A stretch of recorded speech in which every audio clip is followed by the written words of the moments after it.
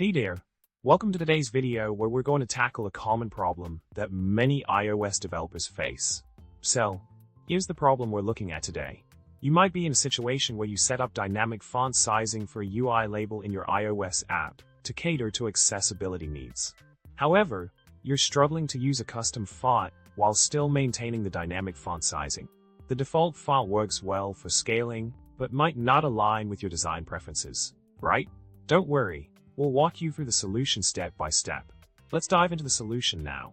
One way to achieve a desired result is by setting the font using a custom font name along with the point size of the preferred font for the specified text style. This approach allows you to maintain the dynamic font sizing while using your preferred custom font. Now, let's take a step further with a more streamlined approach.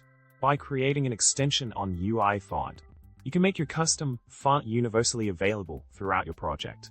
This extension method enables you to select different text styles and apply your custom font with dynamic font sizing effortlessly.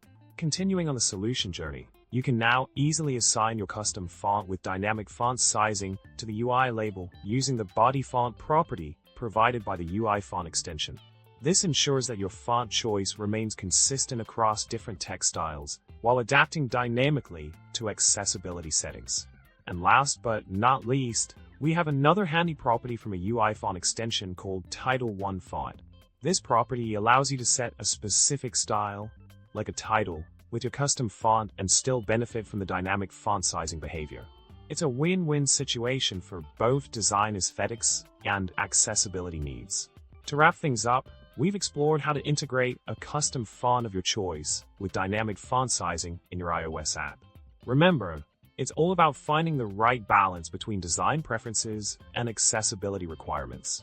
If you found this video helpful, make sure to subscribe, like, and leave a comment below.